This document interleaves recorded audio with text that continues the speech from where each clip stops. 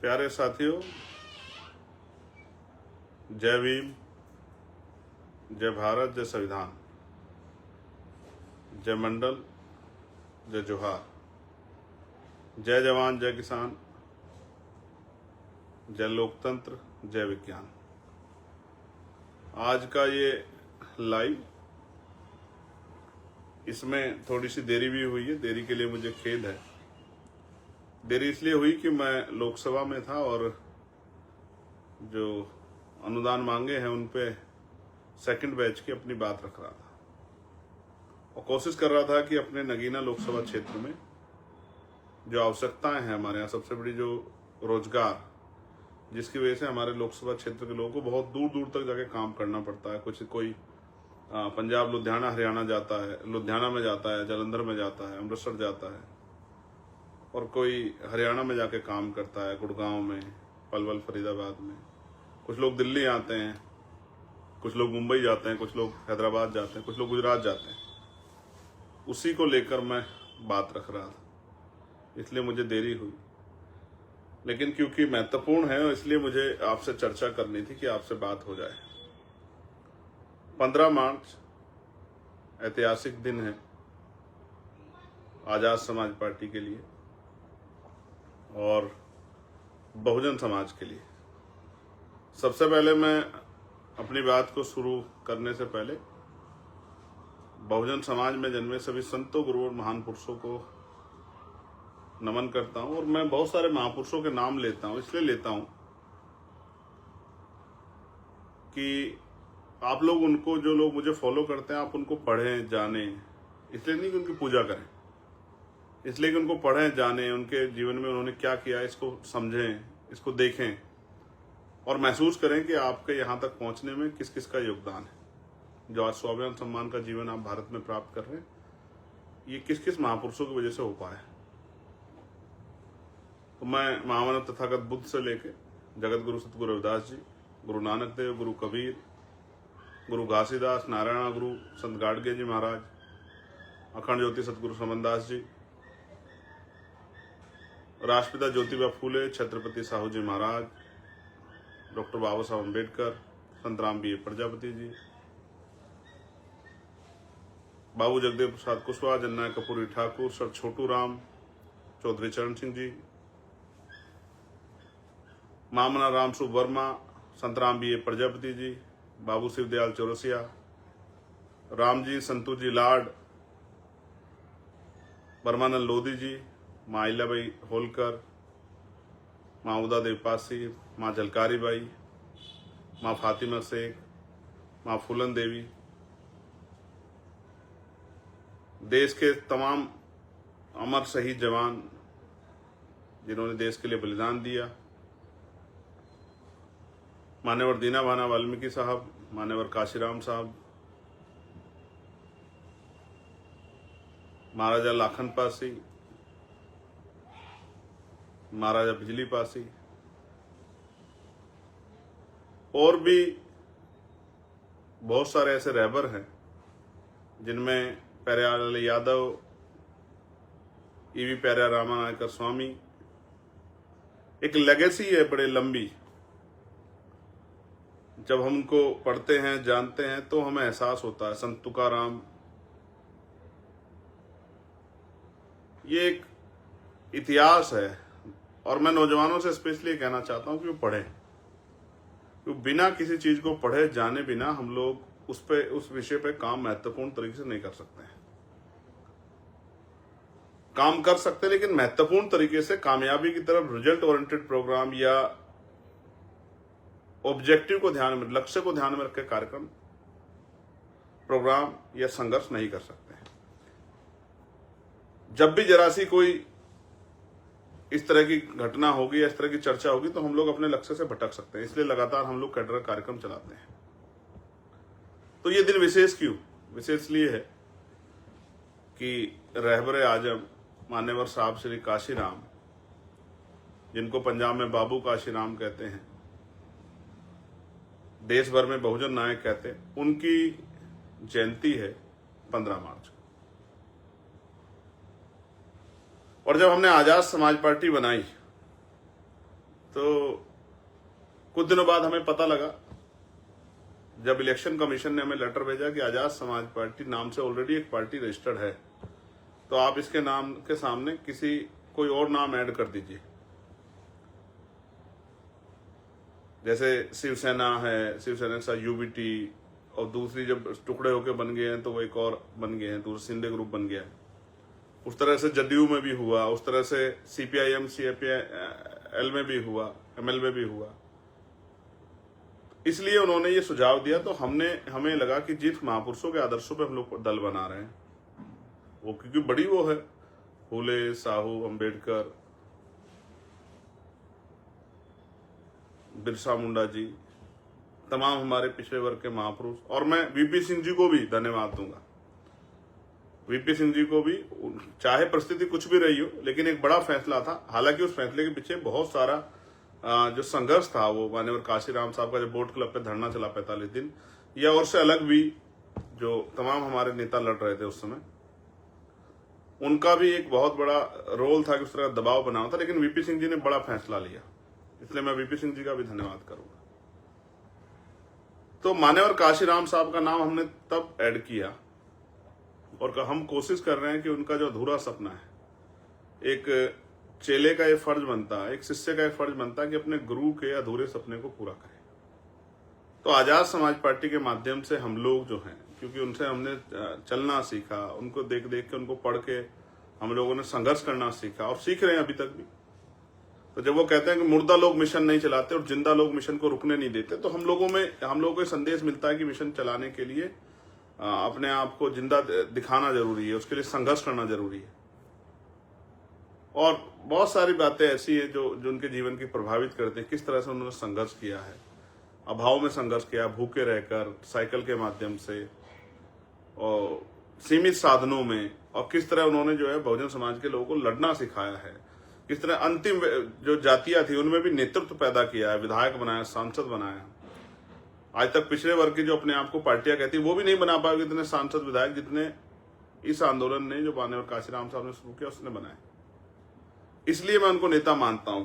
बहुत कम पैसे से लोगों को राजनीति करना सिखाया, और राजनीतिक शक्ति कि वोट की वैल्यू क्या है, वोट से क्या निर्माण होगा, उसका क्या परिणाम होगा, ये लोगों तक घर घर जाके बताया। और संत जिनको कहते हैं, मैं इसलिए उनको संत के तौर पे भी, मैं इधर उधर की बात नहीं करता, मैं उनसे ज्यादा प्रभावित क्यों, उसका कारण एकमात्र ये है, जो बहुत इंपॉर्टेंट है, कि वो हमसे कुछ लेके नहीं गए। उन्होंने जो कुछ दिया इस समाज को दिया, बहुजन समाज को। उन्होंने कोई संपत्ति नहीं बनाई, जो उन्होंने संकल्प किए थे समाज से, एज ए लीडर उन्होंने उनको पूरा किया। इसलिए मैं उनसे बहुत प्रभावित हूं, और मैं अपने जीवन के अंतिम सांस तक कोशिश करूंगा, अगर मेरा शरीर चलता रहा, तो मैं उनके सपने को पूरा करने के साथ साथ अपने जीवन के अंतिम समय तक इस कर्ज को उतारने का प्रयास करूंगा, जो मैं अपने महापुरुषों का अपने ऊपर समझता हूं। संपत्ति नहीं बनाई, हालांकि बहुत कठोर फैसला था कि उन्होंने परिवार भी नहीं आगे बढ़ाया, वो कभी घर नहीं लौटे, उन्होंने अपने लिए कोई जमीन नहीं खरीदी, और एक एक पैसा जुटा के समाज से। आज तो लोग मतलब आलोचना के तौर पे कहते हैं कि चंदा लेते हैं, लेकिन उस चंदे को उन्होंने अपनी शक्ति बनाया, और उन्होंने नारा दिया कि जो सहारा देगा वो सहारा भी देगा। इसलिए हमें अपने लोगों का सहारा लेना, अपने लोगों को प्रेरित करना है कि वो अपने आंदोलन को ताकत देने के लिए, जो आंदोलन उनके बच्चों के लिए, उनके आने वाली जनरेशन के लिए, वर्तमान में उनको स्वाभिमान सम्मान का जीवन दिलाने के लिए जो संघर्ष चल रहा है, उसमें वो योगदान करें, जिससे हमें किसी दूसरे की तरफ ना देखना पड़े। क्योंकि ये सत्य है, जो आपको सहारा देगा वो इशारा भी देगा। इसलिए अपने लोगों को सहारा देने के लिए तैयार किया। जो भूखे प्यासे लोग थे वो भी अपने जेब से कुछ पैसा बचा के मान्यवर काशीराम साहब को देते थे। इसलिए मैं उनको, क्योंकि उन्होंने मुर्दों में, जो लोग ये सोचते थे, मुर्दे का मतलब ये नहीं कि मरा हुआ होता है आदमी मुर्दा होता है, जो जिंदा तो होता है लेकिन वो अपने अधिकारों के प्रति लड़ता, वो भी मुर्दा होता है। कहते हैं किसी सिर्फ सांसों का रुकना मौत नहीं होती, जिसका जमीर मर जाता है वो मर जाता है। जो हार मान चुका वो भी मुर्दा ही, जो अपनी लड़ाई नहीं लड़ सकता। ऐसे लोगों को जबान दी, ऐसे लोगों के अंदर हिम्मत पैदा की, और कभी अपने जीते जी उन्होंने ये आरोप नहीं लगने दिया कि ये पार्टी या संगठन, ये मूवमेंट एक जाति का है, या काशीराम साहब एक जाति को प्रोटेक्ट करते हैं और बहुजन समाज के बाकी लोगों को दूर रखते हैं, ऐसा नहीं किया। उन्होंने पूरा प्रयास किया कि जो बहुजन आंदोलन है वो बहुजन समाज के तौर पे दिखाई भी दे। हम लोग उस प्रयास को आगे बढ़ा भी रहे। और वो कहते थे कि दल बनाना आसान है, पार्टी बनाना आसान, लेकिन बहुजन समाज बनाना मुश्किल है। कई बार हमारे लोगों को भी अच्छा नहीं लगता कि हम जो है भाई बहुजन समाज बनाने के लिए इतने प्रयास क्यों कर रहे हैं। वो कई तरह की आलोचना करते हैं। लोकतंत्र में आलोचना सुननी चाहिए, आलोचना से घबराना चाहिए। हम लोग तो नहीं घबराते, बिल्कुल नहीं घबराते। तो माननीय काशीराम साहब की जयंती है, हमारे लिए विशेष अवसर है। और क्योंकि हमने उसी दिन पार्टी की स्थापना की है, ये संयोगवश है कि हमने हमारी पार्टी में वो, क्योंकि अगर पहले रजिस्ट्रेशन हो जाता ये नाम नहीं आता, लेकिन जब रजिस्ट्रेशन में उन्होंने मना कर दिया कि आपको इसका ऐड करना पड़ेगा, तो हमने माननीय काशीराम साहब का नाम ऐड किया। तो इसलिए जो है माननीय काशीराम साहब की जयंती पे हमारी पार्टी की स्थापना हुई है 2020 में। और मैं बधाई दूंगा अपने देश भर के उन साथियों को जिन्होंने नगीना में मेहनत करके आजाद समाज पार्टी को 5 साल के अंदर ही जो इलेक्टोरल पॉलिटिक्स है, राजनीतिक व्यवस्था में एक रिप्रेजेंटेशन भी चंद्रशेखर आजाद के रूप में, कार्यकर्ता के रूप में लोकसभा में भेजने का काम किया। और मध्य प्रदेश में हम लोग चूक गए 10-11 हजार वोट से, राजस्थान में हम लोग 3 सीटों पे चूक गए 5-7-11 हजार वोट से, महाराष्ट्र में हम लोग 1 सीट पे चूक गए 4 हजार वोट से। तो एक मजबूत जो है काम जो उन साथियों ने किया, मैं उनको बधाई देता हूं। अब जो आवश्यक बात है वो मैं बता देता हूं। 15 तारीख को बाराबंकी में कार्यक्रम है और मैं विश्वास से कहता हूं कार्यक्रम ऐतिहासिक होगा। कुछ लोग हमारे साथियों को उस तरह से जानबूझ के उस तरह का माहौल खराब करने के लिए उकसाने का काम कर रहे हैं। मैं अपने साथियों से कहूंगा, हम लोग संवैधानिक व्यवस्था को मानने वाले लोग हैं, हमें किसी के उकसाव में नहीं आना चाहिए और किस तरह की टिप्पणी नहीं करनी चाहिए। देश में लोकतांत्रिक व्यवस्था है, संविधान से ये देश चल रहा है, हमें संविधान पे पूर्ण रूप से भरोसा है, तो हमें संवैधानिक दृष्टिकोण से आगे बढ़ना चाहिए। और देखिए, जब से मैंने यूजीसी के फेवर में, यूजीसी की जो गाइडलाइन आई थी, मोर्चा लिया था, मैं अकेला आदमी था लेने वाला, तब से एक बहुत शानदार मुहिम मेरे खिलाफ चलाई जा रही है। इससे मुझे कोई फर्क नहीं पड़ता। मैं राजनीति जो है व्यक्तिगत तौर पे कह रहा हूं, मैं का प्रयोग करते हुए, कि हमारा जो दल है और मैं स्वयं भी, हम राजनीति ही देश के कमजोर वर्गों के लिए कर रहे हैं, उनके अधिकारों को दिलाने के लिए कर रहे हैं, उनके आने वाली पीढ़ियों को, वर्तमान को, और जो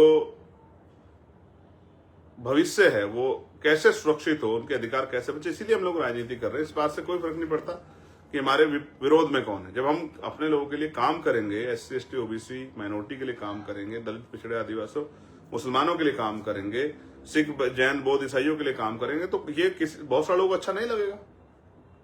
बिल्कुल अच्छा लगेगा तो अपनी तरफ से तमाम कोशिशें करेंगे। तो उनसे हमें लड़ना नहीं है, ना घबराना है, उनसे बिल्कुल नहीं घबराना है। हमें तो इस तरह की तमाम तरह की चुनौतियों का, साजिशों का सामना करना है और दिमाग से लड़ाई लड़नी है।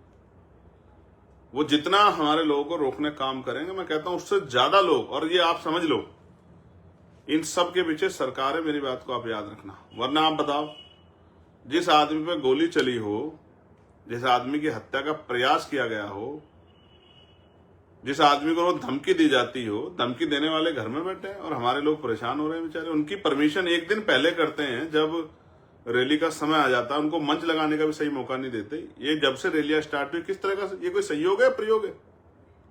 आगरा की रैली का स्थान बदल दिया, कन्नौज की रैली का स्थान बदल दिया, जो संत कबीर नगर में रैली उसका स्थान बदल दिया, जौनपुर की रैली का स्थान बदल दिया। तो अभी भी आप देखो, बिल्कुल जंगल में करवाते हैं रैली की, भाई बहुत कम लोग पहुंच पाए। पूरा एडी चोटी का जोड़ लगाते हैं अपने आकाओं को खुश करने के लिए अधिकारी बेचारे, कि हम लोग ये साबित कर दें कि सरकार देखिए सर, हमने वहां बिल्कुल सहयोग नहीं किया, बहुत दूर कर दिया, देखिए बहुत कम लोग आए, नदी गोदी तो बहुत ज्यादा लोग आते। इस तरह का पूरा प्रयास करते हैं। लेकिन मैं उनको कहना चाहता हूं, भाई माहौल बदल रहा है, मौसम बदल रहा है। कमजोर वर्गों को समझ आ गया कि जो आज सत्ता में नहीं है तब उनके साथ नहीं खड़े, कल सत्ता में होंगे तो उनके लिए कैसे खड़े हो जाएंगे। आज तो ज्यादा समाज के साथ खड़े होकर दिखाना था। यूजीसी की जो गाइडलाइन है उसने बहुत सारे लोगों के चेहरे बेनकाब किए हैं। जो लोग कहते थे हम दलित पिछड़ों के हितैषी हैं, और जो मुसलमानों का हाल है वो भी छिपा नहीं किससे। आप देख लो सीओ साहब क्या कह रहे हैं संभल में, देखिए बाकी धर्मों के धार्मिक उत्सव सड़क पे हो जाएंगे, लेकिन वो कह रहे हैं एक पैर अगर बाहर रख दिया किसी ने नमाज पढ़ते हुए मस्जिद से या ईदगाह से तो देख लेना, पर खैर नहीं। और वो कह रहे हैं कि साहब ईरान पे आप क्यों कर रहे हो, ईरान पे यहाँ क्यों प्रोटेस्ट, क्यों हाय तौबा कर रहे हो? जब बांग्लादेश में कुछ होता तो हाय तौबा यहाँ होनी चाहिए, जब पाकिस्तान में कुछ हो तो हाय तौबा होनी चाहिए, लेकिन ईरान में अगर कुछ हुआ है तो यहाँ हाय तौबा नहीं होनी चाहिए, क्योंकि सरकार के लोगों को अच्छा नहीं लग रहा है। जब वो यहाँ नंगा नाच करवाते हैं अपने जो है जिनको संरक्षित गुंडों से, तब कुछ नहीं। यही बातों को हमें समझना है कि वो चाहते क्या हैं और वो उनका लक्ष्य क्या है। आपको अपने काम पे ध्यान देना है, और जो गाइडलाइन प्रदेश ने जारी की है कि सब लोग, बहुत सारे लोगों को बहुत सारी जगह पे अपने अपने जिला मुख्यालयों पे, और जो अदर स्टेट में जैसे मध्य प्रदेश, राजस्थान, पंजाब में, हरियाणा में, झारखंड में, बिहार में, दिल्ली में जो गाइडलाइन जारी हुई है, जहां जहां जिस तरह से आपको अपना जो है कार्यक्रम करना उस तरह से आप कार्यक्रम करें। और मैं बाराबंकी की पूरी टीम को और जहां जिस जोन का एक कार्यक्रम है उन सब लोगों को ये कहना चाहता हूं कि आप भी हिम्मत लगाओ। अगले 2 दिन है आपके पास, 13 और 14, पूरी ताकत लगाओ और हर साजिश का मुकाबला संख्या के आधार पर तो लोकतंत्र है ये। जिनके पास सर होते हैं वही नेता होता है, जिनके पास सर होते हैं उन्हीं के पास शक्ति होती है, उन्हीं की सुनवाई होती है, उन्हीं को आगे बढ़ने में मौका मिलता है। अभी तक तो आपका एक भाई घर भी रहता है, उससे भी आग्रह करना कि चलो भाई साहब की जयंती मनाएंगे और भाई आ रहे हैं तो उनको जो है ताकत भी देंगे। बहन से भी कहना, माँ से भी कहना, भाभी से भी कहना, चाची से भी कहना कि चलो एक दिन उस रहबर के लिए, ठीक है, चलो बाबा साहब अम्बेडकर के मिशन को पूरा करने के लिए, चलो जो है फूले साहू के मिशन को पूरा करने के लिए, चलो उन महापुरुषों के संघर्ष को प्रवान चढ़ाने के लिए जिन्होंने जो है अपने बच्चों तक कुर्बान कर दिया। भाई ने बुलाया, चलिए बाराबंकी और दिखाइए लोगों को, पूरे प्रदेश को देखना चाहिए, पूरे देश को देखना चाहिए। और गाली देना, मुझे गाली देना तो अधिकार है सब लोगों का। जब मैं आप लोगों के लिए लड़ाई लड़ूंगा तो मैं कोई अपने घर के, मेरा परिवार को थोड़ा ही है कि भाई मैं कोई वो करने जा रहा हूं, तो मुझे तो गाली खानी है। तो इस गाली से मत डरो, आज जो गाली दे रहे हैं कल आपको सलाम भी करेंगे, समय की बात है। ये जानबूझ के आपका ध्यान, जैसे आपको कोई सफर तय करना, मुझे यहां से लखनऊ जाना है, बीच में अगर कोई इधर इस तरह का कोई हो जाए गतिविधि तो हम लोग उधर देखने लग जाए तो हमारा तो समय खराब होगा ना भाई। ये सोचा समझा प्लान है। और मैं फिर कह रहा हूं, सरकार पोषित लोग हैं ये लोग, ये संगठन सरकार पोषित है, आप जानते हो, आप इतिहास उठा के देख लो। इनसे इन बेचारों कुछ नहीं कहना है, बेरोजगार लोग हैं, इन पर ध्यान नहीं देना, अपने काम पे ध्यान देना है। हम लोग लोकतांत्रिक व्यवस्था में दल बना के काम कर रहे हैं, और हम ये जानते हैं political power is the master की। राजनीतिक सत्ता वो चाबी है जो आपकी सारी समस्या हल कर देगी। और लोग समस्या के लिए चिल्लाते हैं, हम पे समाधान है, इसलिए हमसे बहुत ज्यादा दिक्कत है सब लोगों को, लेकिन इन दिक्कतों का जवाब हम लोग ताकत बना के देंगे, ना कि लड़के। लोकतांत्रिक व्यवस्था में ये जुल्म जाति, कल मैंने कहा पार्लियामेंट में कि हमारी माओ को दर्द नहीं होता, बताओ होता है नहीं होता है? सरकार बताए क्या कानून व्यवस्था है? दिल्ली हो, बिहार हो, राजस्थान हो, मध्य प्रदेश हो, यूपी हो, मार दे, कोई जला के मार दे रहा है, कोई हत्या कर दे रहा है, बहन बेटियों के सम्मान की रक्षा नहीं कर पा रही सरकार, उठा ले जा रहे बहन बेटियों को, बच्चों को। आज एक मामला आया मेरे पास मिर्जापुर का, जिसमें एक आदमी ने धमकी दी, कहा कि मार दिया, निपटा दिया, और बता दिया वहां पड़ा, उसका नाम निकाल दिया। जाऊंगा मैं बहुत जल्दी वहां भी। तो इस तरह की मैं वहां कोशिश करता हूं जाके जहां अन्याय ना हो रहा, न्याय ना हो रहा। जैसे कपसाड़ में हम लोग जाएंगे जल्दी, 15 तारीख के बाद। कपसाड़ से जो वादे हुए थे कपसाड़ के परिवार से, और वो जिस तरह डर के साए में, मेरे पास खबर आई है कि भाई वो डर के साए में उनके जो वादे किए थे पूरे नहीं किए सरकार ने। जाएंगे अब कपसाड़ हम लोग। हम कहाँ बोलने वाले लोग हैं, हम पे तो काम ज्यादा है ना, हम पे काम ज्यादा, हम नहीं भूलते किसी को, हम हर व्यक्ति के साथ खड़े, हमारी टीम हर जगह जाती है। इसलिए मैं आपसे आग्रह कर रहा हूं कि आपको बहुजन समाज के लोगों को एकजुटता रखनी है, और जो साथी वहां काम करें उनसे आग्रह, थोड़ी सी और ताकत लगा दो।